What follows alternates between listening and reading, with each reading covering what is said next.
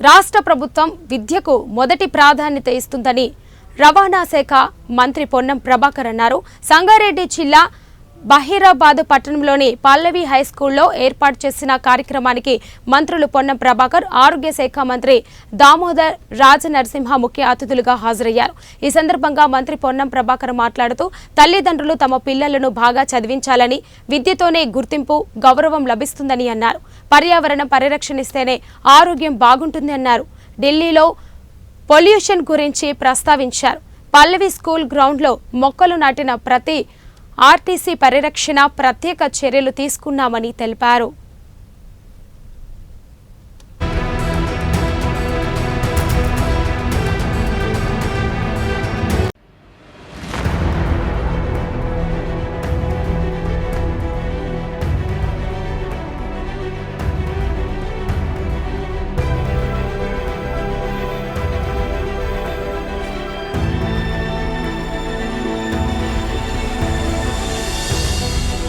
విద్యా సంవత్సరం ప్రారంభం సందర్భంగా తెలంగాణలో ఉన్నటువంటి వివిధ స్థాయిల్లో ఉన్నటువంటి విద్యార్థుల యొక్క తల్లిదండ్రులని విజ్ఞప్తి చేస్తా ఉన్నా. తప్పకుండా తమరి పిల్లల్ని ప్రాథమిక విద్య కావచ్చు, సాంకేతిక విద్య కావచ్చు, ఉన్నత విద్య అందుకునే విధంగా ప్రోత్సాహపరుస్తూ తెలంగాణ రాష్ట్రం ఎడ్యుకేషన్లో ఈ దేశంలో నెంబర్ 1 నిలిచే విధంగా ప్రభుత్వం చేస్తున్నటువంటి శ్రమకు తల్లిదండ్రులందరూ సహకరించాలని విజ్ఞప్తి చేస్తాం. ఎప్పుడైనా ఏదైనా కార్యక్రమం ప్రభుత్వము రూపొందించిన ప్రజల సహకారం లేకపోతే సాధ్యం కాదు. కాబట్టి education the most priority.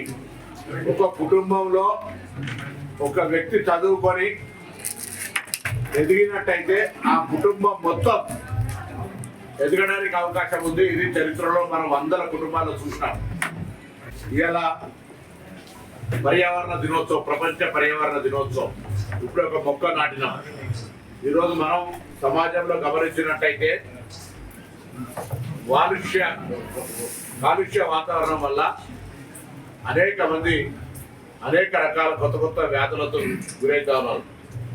Plastic వాడకం కావచ్చు, లేకపోతే మనం ప్రకృతిని సరైన విధంగా ఎవాల్యుయేట్ చేసుకుని కాపాడుకోకపోవడం కావచ్చు, అనేక రకాలుగా ఇబ్బంది ఏర్పడుతున్న దృష్ట్యా పర్యావరణాన్ని కాపాడడానికి కూడా ప్రతి తెలంగాణ బిడ్డ ఒక మొక్క నాటడమే కాకుండా దాన్ని విధిగా కాపాడుతూ దినచర్యలో భాగం చేసుకోవాలని కోరుతా ఉన్నా.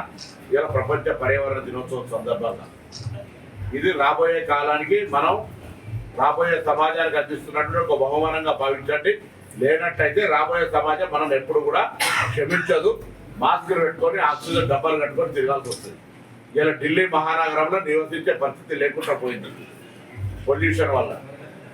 ఇప్పుడు హైదరాబాద్ లాంటి సిటీల్లో కూడా చాలా ప్రాంతాల్లో పొల్యూషన్ రేట్ పెరుగుతున్నది. కాబట్టి అటువంటి వాటిని నియంత్రించడానికి ఎక్కడ అవకాశం ఉంటే అక్కడ మొక్కలు నాటే కార్యక్రమం, కాలుష్య నివారణ చేపట్టేటువంటి విధంగా పర్యావరణాన్ని కాపాడే చర్యలు కూడా తీసుకోవాలని తెలంగాణ ప్రజలను కోరుతున్నా. ఇది ఒక ప్రభుత్వ కార్యక్రమం కాదు, ఇది ఒక సామాజిక కార్యక్రమం.